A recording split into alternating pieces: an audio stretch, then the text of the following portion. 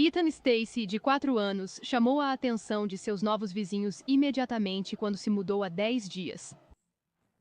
Ele carregava coisas volumosas, apesar de não pesadas, e sendo apenas um guerreiro, eu ria por achar a cena muito fofa. E durante a busca por ele, muita dessa atenção se voltou para seu novo padrasto e mãe. Ela saiu de casa chorando, se sentindo uma mãe ruim por permitir que algo assim acontecesse, e todos nós sentimos pena dela. A empatia deu lugar à incredulidade devido às acusações contra o casal, dizem os vizinhos. Estou tão enjoada. Não consigo entender como alguém pode fazer isso com outra pessoa, muito menos com uma criança pequena, que mal consegue falar por si mesma.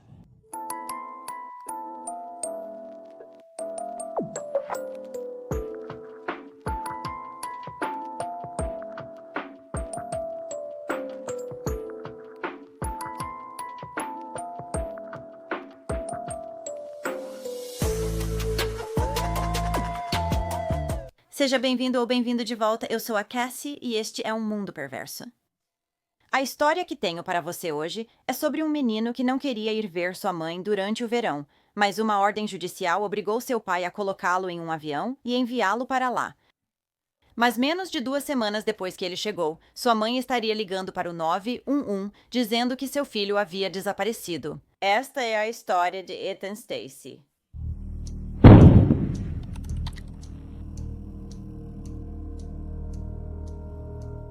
Ethan Stacy nasceu em 22 de setembro de 2005, na base do exército Fort Stewart, em Savannah, Geórgia. Sua mãe se chamava Stephanie Sloop e seu pai, Joe Stacy. Ethan era um menino amoroso, gentil e feliz. Ele adorava brincar com seus Transformers e assistir ao filme Carros repetidas vezes. Ethan também se deliciava em fazer as pessoas rirem com as piadas que ele adorava contar. Após o nascimento de Ethan, a família mudou-se para a Flórida, mas o casamento de Joe e Stephanie não durou muito mais e eles se separaram em 2009. Depois disso, Joe voltou para Richland, Virginia e Stephanie se mudou para Utah. O pai de Ethan, Joe, era um trabalhador de plataforma de petróleo que esperava receber uma grande quantia em dinheiro de um acidente ocorrido em 2008. E durante o acordo de divórcio, ele se ofereceu para dar a Stephanie metade desse acordo assim que o recebesse. E ela, claro, aceitou. Mas sendo gananciosa, Stephanie insistiu que se Joe não recebesse esse dinheiro, ela queria a guarda total do filho deles, Ethan. O juiz, porém, afirmou que isso não se aplicava. Após a separação dos pais, Ethan estava morando com o pai na Virgínia. Depois que Joe e Stephanie começaram o processo de divórcio, Joe ficou cada vez mais preocupado que sua ex-esposa estava se tornando instável e imprevisível. Por causa disso, Joe escreveu nos documentos de divórcio que Stephanie havia abandonado seu filho Ethan, mas ele tinha medo de que ela voltasse e o levasse a qualquer momento, e então ele temia nunca mais ver seu filho novamente. Contudo, um juiz concederia a Stephanie visitas ao filho Ethan como parte do acordo de custódia. Ethan passaria o ano letivo com o pai e então voaria para Utah para ficar com a mãe no verão. Desde que seguiram caminhos separados, Stephanie passou a morar em um apartamento em Layton, Utah, com seu noivo, Nathan Sloop. Nathan e Stephanie se conheciam desde a infância, mas começaram a namorar apenas em outubro de 2009.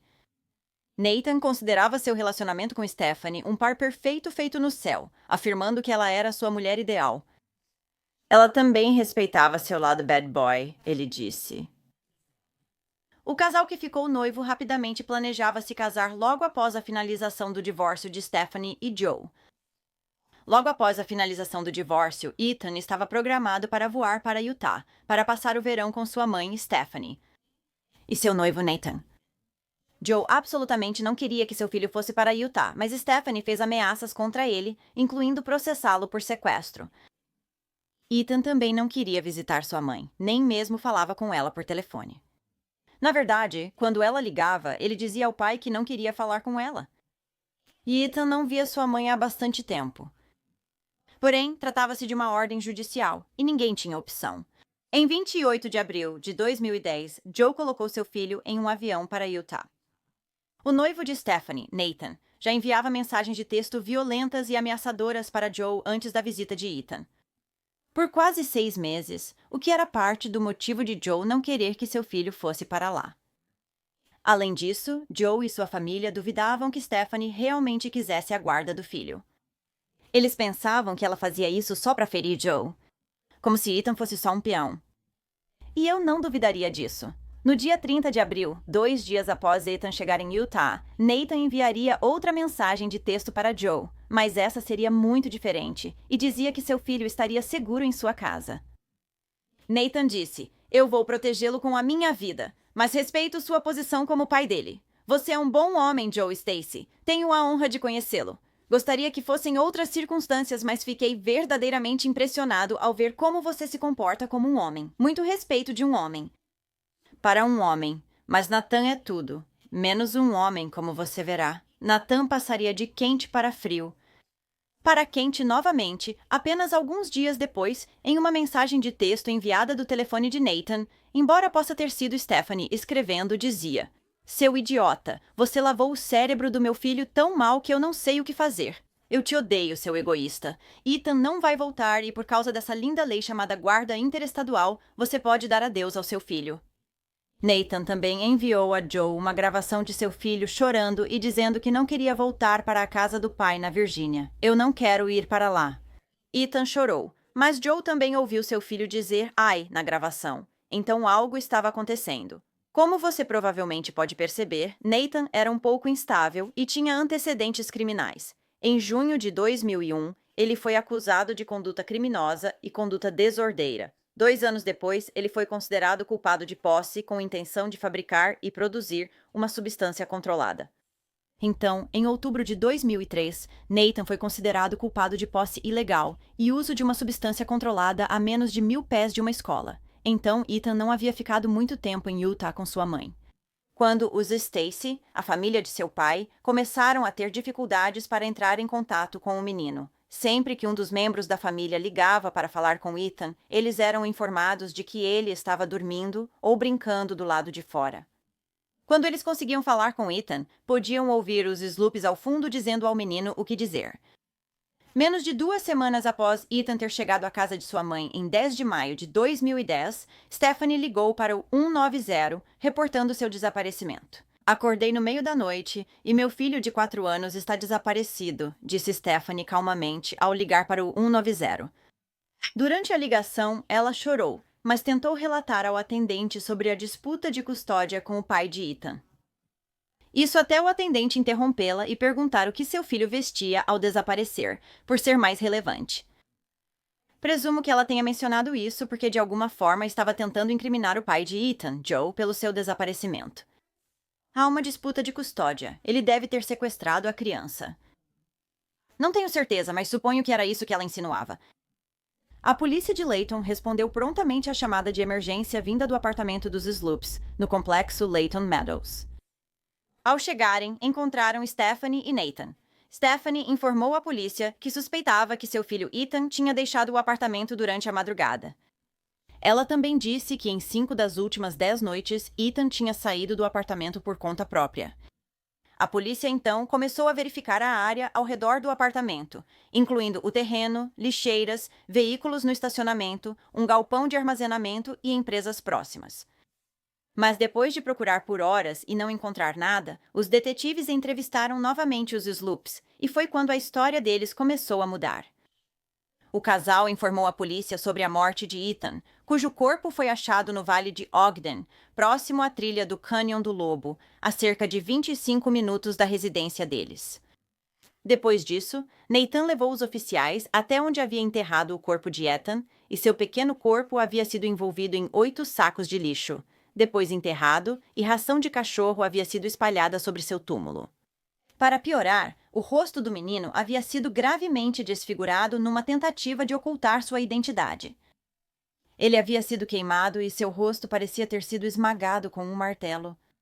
A cerca de 100 metros do início da trilha, em uma área acidentada, lamacenta e úmida, próximo de onde o corpo de Ethan foi encontrado, os detetives descobriram e coletaram várias evidências. Eles encontraram uma cortina ensanguentada, um martelo coberto de sangue com cabo quebrado, uma garrafa usada de fluido para isqueiro, amônia, fita adesiva e o moletom de Ethan. O corpo de Ethan tinha queimaduras de segundo e terceiro graus em 17,5% dele, desde o topo dos seus pés até as coxas. Em 10 de maio de 2010, por volta das 23h55, o Departamento de Polícia de Layton recebeu uma ligação sobre o desaparecimento de Ethan Stacey, de 4 anos. A mãe disse que o colocou para dormir às 21 horas. Mais tarde, ela verificou e ele havia sumido. Ela contou que Ethan já saíra escondido antes. Os oficiais chegaram em 5 minutos, encontraram os pais, obtiveram a descrição de Ethan e começaram a busca na área, incluindo os arredores do apartamento, lixeiras, veículos, galpão e empresas da região. Unidades caninas da polícia de Layton, do xerife do condado de Davis e um cão farejador da polícia de West Valley auxiliaram na busca.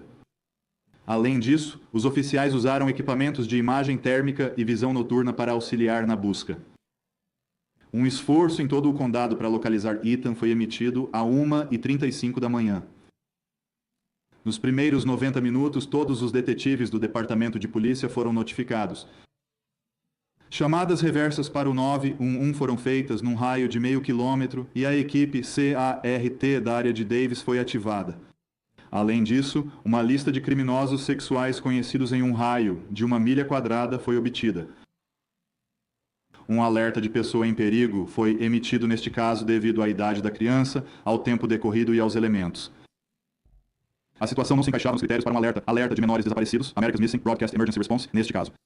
O alerta de menores desaparecidos, America's Missing Broadcast Emergency Response, exige que a criança tenha menos de 18 anos de idade, requer um sequestro confirmado, evidências de que a criança está em perigo de morte ou lesão corporal grave e informações que possam ser enviadas ao público que possam ajudar na apreensão da criança ou na prisão do suspeito. Oficiais do Departamento de Polícia de Layton, equipe CART da área de Davis, agentes do FBI, liberdade condicional e condicional para adultos, serviços de proteção à criança e pessoal de busca e resgate do condado de Davis se reuniram. Dentro de 2 horas e meia, após receber a chamada, foi feita uma notificação reversa do 911, estendendo essa área para 1 milha. Às 3h30 da manhã, a área inicial foi minuciosamente revistada. Foi feito contato pessoal com todos os criminosos sexuais registrados na área-alvo. As casas foram revistadas e uma busca porta a porta na comunidade do apartamento foi realizada. Buscas adicionais foram realizadas na área do apartamento às 5 da manhã. Entrevistaram-se pessoas de interesse e obtiveram-se informações, nos levando ao possível local de sepultamento na área da Montanha Powder. Essa informação foi obtida aproximadamente às 11 da manhã. Devido ao clima e terreno, foi complicado processar esta cena do crime. A cena do crime está sendo processada pela Crime Scene Investigation do condado de Weber e pelo Departamento de Polícia de Layton. Por volta das 5 da tarde, o corpo de um jovem do sexo masculino correspondente à descrição de Ethan foi descoberto neste local. Mãe e padrasto são acusados neste caso. Um médico legista determinou que a morte de Ethan foi causada por uma combinação de ferimentos por escaldamento, toxicidade por drogas e pneumonia por aspiração, que é causada pela inalação de material estranho nos pulmões, possivelmente vômito. Ethan também sofreu de desidratação e várias substâncias foram encontradas em seu corpo. Isso incluía Xanax e substâncias indicativas de Tylenol e Benadryl. Os medicamentos aparentavam ter sido dados em dosagens para adultos. Nathan Sloop foi acusado de homicídio agravado, abuso infantil grave, obstrução da justiça e profanação de cadáver. Stephanie Sloop foi acusada de abuso infantil grave, obstrução da justiça e profanação de cadáver. Posteriormente, a acusação de homicídio agravado seria adicionada às outras 3 acusações de Stephanie. Ambos se declararam inocentes e afirmaram que a morte de Nathan foi acidental. Assim, um martelo na cabeça dele foi apenas um acidente? Ao falar novamente com os detetives, Nathan disse acreditar que Joe, pai de Ethan, havia ensinado a criança a se comportar mal para machucar Stephanie. Ele também disse a eles que Stephanie acreditava que seu ex-marido havia destruído seu menino, e ela havia pedido a Nathan para ensiná-lo a ser um homem. Ele tem 4 anos. 4. E ela queria que ele fizesse isso, seja batendo nele ou o que fosse necessário para ter seu menino de volta. Kelly O'Hara, da ABC4, está ao vivo na prisão com uma entrevista exclusiva com a melhor amiga de Stephanie por 10 anos, Kelly. Karen me diz que está sem palavras. Ontem, ela enviou uma carta para Stephanie perguntando simplesmente por quê. As duas foram melhores amigas por uma década, mas agora ela me diz que a amizade está despedaçada. Ela diz que se Stephanie Sloop for considerada culpada das acusações, então receberá o que merece. Ela deu uma reviravolta completa, pois essa não é a Stephanie que eu conheço. Essa não é a Stephanie que conhecemos. Tina Hayes, a melhor amiga de Stephanie Sloop, luta para entender. Ela diz que Stephanie, que ela conhece há 10 anos, teria aguentado a suposta agressão pelo filho e feito de tudo para protegê-lo. Agora ela está presa, acusada de envolvimento no assassinato do próprio filho. Stephanie sempre esteve lá por mim. Ela era controladora, vingativa e manipuladora, como muitos são, mas eu não conheço ninguém que não seja. Tina até tem fotos de Ethan Stacy com a filha dela. Esta foto também mostra Stephanie olhando para as crianças. Dói meu coração porque a conheço há muito tempo. Ela é como uma irmã para mim, mas não há justificativa para isso. Eu não acho que ela seria ressentida ou algo assim com o filho dela. Ela nunca falou mal sobre tê-lo ou qualquer coisa, inclusive queria mais filhos. Hayes diz que tudo começou a desandar após o divórcio do pai de Ethan e essa viagem para Vegas. Ela foi para Vegas e de repente estava em Utah, loucamente apaixonada por um cara que eu nunca tinha ouvido falar. Hayes conversou com o assassino acusado de 27 anos na semana passada antes de ela se casar, mas não falou com ela desde então e agora fica a se perguntar. Eu não sei se ele estava drogado ou o que poderia ter acontecido. Quando chegou a hora de Stephanie falar com a polícia, ela disse que no dia 5 de maio, Nathan levou Ethan para um quarto e começou a esbofeteá-lo e a bater nele no rosto e na cabeça. Isso fez o rosto de Ethan inchar. E a partir desse ponto, Ethan estava vomitando, letárgico, tinha febre e não conseguia comer. Esses sintomas eram consistentes com uma possível lesão cerebral. Mas em vez de tentar ajudar a criança, Nathan se envolveu em abusos ainda mais violentos. E Stephanie nunca procurou ajuda para o filho, mesmo sabendo que ele precisava muito. Além disso, ela também documentou o abuso de seu filho. Fotos no telefone mostravam o rosto de Ethan inchando progressivamente com o tempo. Esse inchaço no rosto, Nathan havia tentado dizer à polícia anteriormente que era porque o menino tinha alergia a amendoim. Então, no dia seguinte a tudo que havia acontecido, em 6 de maio, enquanto Ethan estava lá em séria dor, o casal decidiu que iriam ao tribunal e se casariam. Eles não levariam Ethan, alegando receio de levá-lo em público devido ao inchaço e hematomas em seu rosto. Eles pensaram que se alguém visse seus ferimentos, chamariam as autoridades. Eu espero que eles fariam. Mas você nunca sabe. Em vez de ajudar o menino gravemente ferido, o pai o colocou dentro do quarto e removeu a maçaneta para que ele não pudesse sair sem ajuda. No dia seguinte ao casamento deles, em 7 de maio, Stephanie disse que voltou para casa após as compras e descobriu que Ethan havia sido escaldado nos pés, pernas e nádegas. Nathan disse a ela que o menino havia se queimado na banheira, embora ele não tivesse presenciado o ocorrido por não estar no quarto naquele momento. Ele apenas ouviu Ethan gritar. Mas o que realmente aconteceu foi quando Stephanie saiu, Nathan decidiu que ia dar um banho em Ethan e intencionalmente deixou a água muito quente. Então Ethan começou a gritar que estava muito quente quando Nathan saiu do quarto. Então Nathan voltou, disse a ele que não estava quente e o empurrou para dentro da água. Ele contou aos investigadores que isso fez Ethan chorar, o que não era novidade, pois o menino chorava desde que chegou em casa. Naquele dia, quando Stephanie chegou em casa, ela também notou que havia fezes na boca de Ethan e o levou para o banheiro e começou a escovar os dentes dele. Ela esfregou com tanta força que fez as gengivas dele sangrarem. Stephanie acusou Nathan de colocar fezes na boca do filho dela, mas Nathan negou e disse que foi Stephanie quem fez isso.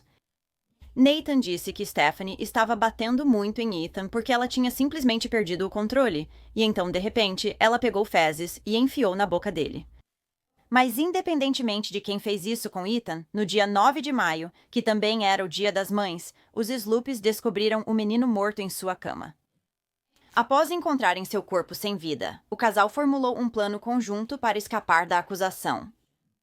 Stephanie comprou fluido para isqueiro, luvas e uma pá em uma loja de ferragens. Depois, ela voltou para casa e ela e Nathan enrolaram o corpo de Ethan em sacos de lixo e o amarraram com fita adesiva. De lá, os Sloops dirigiram até Powder Mountain, onde Ethan foi queimado, desfigurado e então enterrado. Em seguida, queimaram outras provas no local do enterro.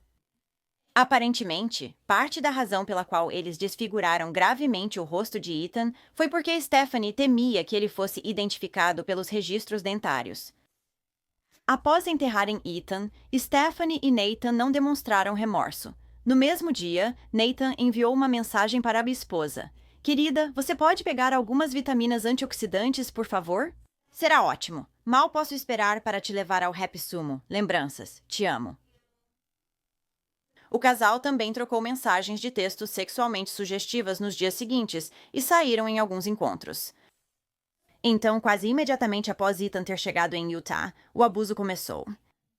E Nathan disse à polícia que havia disciplinado ele dando-lhe umas palmadas ou surras algumas vezes, mas ele nunca pensou que isso chegasse a ser abuso.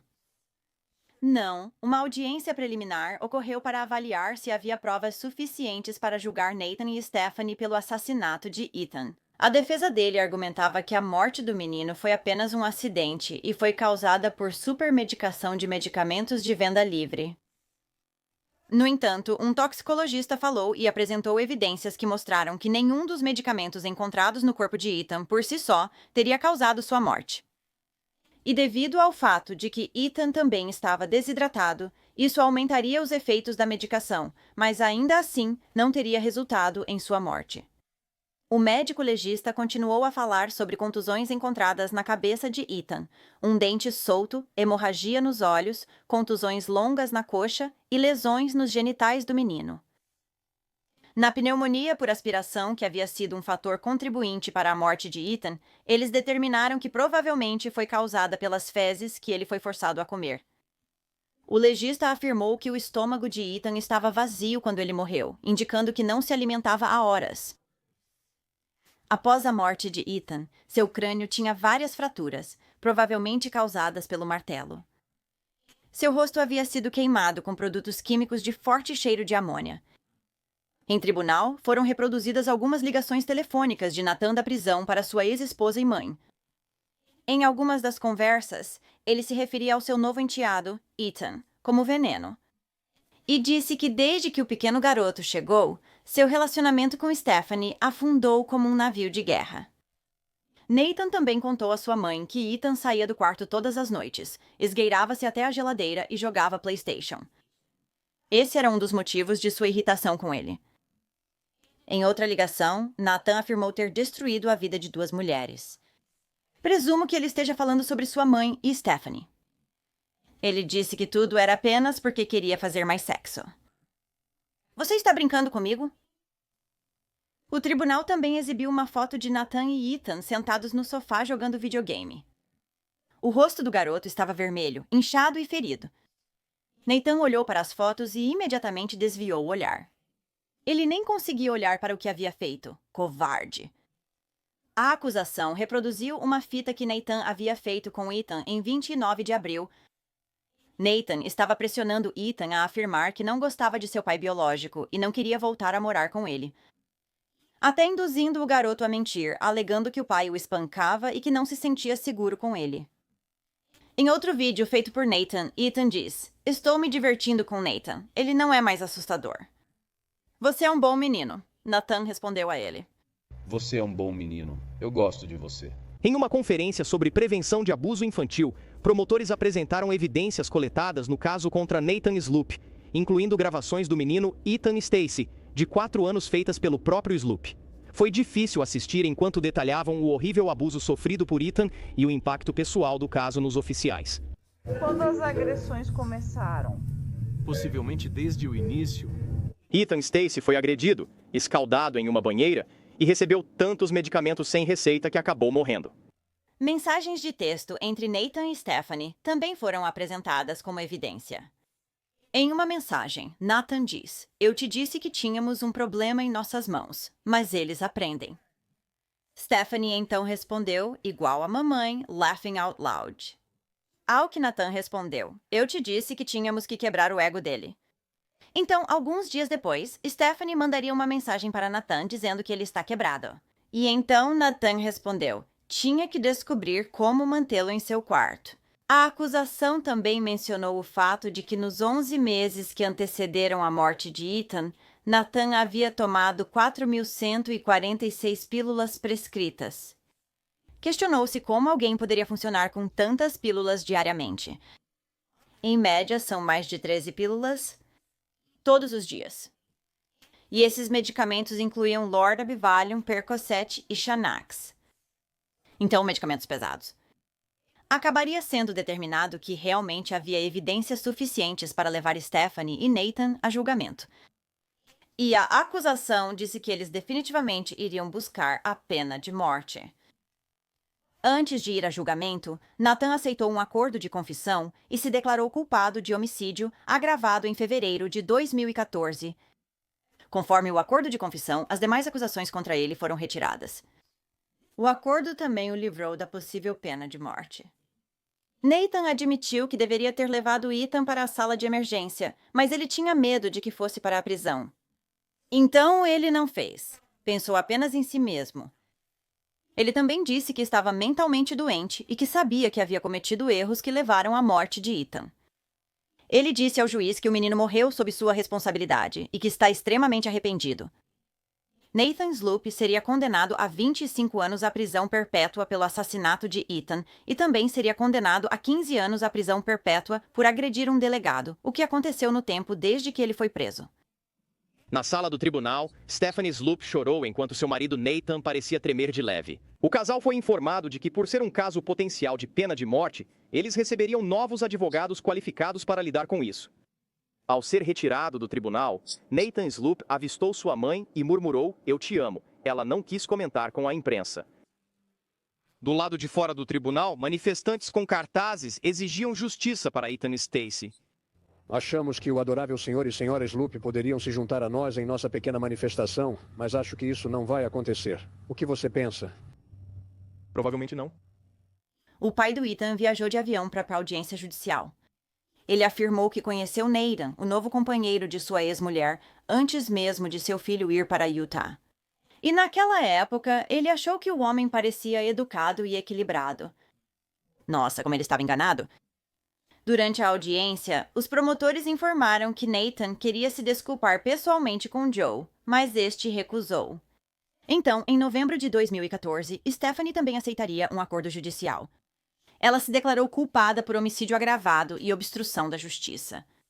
Em troca de seu acordo judicial, os promotores retiraram a pena de morte e abandonaram as outras acusações de abuso infantil e profanação de um corpo. Stephanie Sloop, de 31 anos, disse em tribunal: "Eu sou totalmente responsável porque eu sou a mãe dele." Ela alegou que sofria da síndrome da esposa espancada e que tinha medo de Nathan, razão pela qual nunca procurou atendimento médico para o filho. Foi por isso que ela foi ao tribunal e se casou com ele no dia seguinte, não é? Stephanie chorou e disse que não sabe quem é sem o filho dela. Ela também diria que tinha um vício em medicamentos prescritos na época em que seu filho foi abusado e morto, o que é por isso que seu julgamento estava tão severamente diminuído. O juiz ordenou que Stephanie cumprisse 20 anos à vida por homicídio agravado e 15 anos por obstrução da justiça. Ele ordenou o cumprimento simultâneo dessas sentenças. Após o assassinato de Ethan, surgiram perguntas sobre a decisão do juiz de permitir que ele fosse para Utah passar o verão com sua mãe. De acordo com o juiz Smith, que havia sido o responsável por aprovar o acordo de custódia, não houve argumentos apresentados em tribunal sobre a possibilidade de Ethan estar em perigo com sua mãe. Ela também não havia lido a petição inicial de Joe, que claramente afirmava que sua ex-esposa não era confiável. E se uma verificação de antecedentes tivesse sido feita em Nathan, teria revelado que, além de suas outras acusações, ele também havia abusado de sua ex-esposa. Ele tinha ameaçado matar ela e seu novo namorado. Uma vigília à luz de velas em Layton, Utah, reuniu mais de 100 pessoas para homenagear Ethan. Muitos seguravam velas, enquanto outros, alguns que o haviam visto no complexo de apartamentos e outros que nunca o conheceram, ofereciam palavras sinceras de tristeza e consolo. Outros esperavam que sua morte alertasse sobre a necessidade dos vizinhos se envolverem na proteção do bem-estar infantil em todos os lugares. Moradores locais também colocaram uma cruz na trilha em Eden, onde o corpo de Ethan Stacy, de 4 anos, foi encontrado em 11 de maio de 2010. Os serviços funerários de Ethan ocorreram em 19 de maio de 2010 na capela da funerária Grundy. Ele foi então enterrado no cemitério Memorial Clinch Valley, em Richlands, Virgínia. Joe Stacy disse sobre seu filho: "Você nunca conheceu um menino tão amoroso na idade dele. Ele está sempre correndo até você, te abraçando e dizendo que te ama." Obrigada por ouvir toda a história do Ethan hoje. Essa história é enfurecedora. Joe sabia que sua ex-esposa não podia ser confiada e Ethan nem mesmo queria ir ver sua mãe. É fundamental considerar a opinião das crianças em casos de custódia. Elas sabem se não estão sendo tratadas corretamente e são as vidas delas. Só porque são crianças não significa que não sejam pessoas também. Elas merecem ser ouvidas. Existem muitos casos de crianças sendo espancadas por um pai ou pais. Se você gosta de crimes reais e quer ouvir de mim, inscreva-se no canal e ative as notificações para saber quando eu postar novos vídeos, o que acontece de 2 a 3 vezes por semana. Obrigada por assistir ao Wicked World. Até a próxima. Cuidem-se!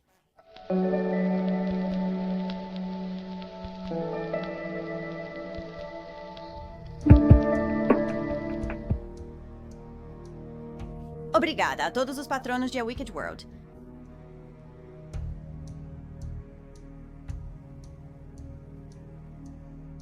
Agora tem ainda mais de A Wicked World no Patreon, então confira em patreon.com/awickedworld ou use o aplicativo Patreon.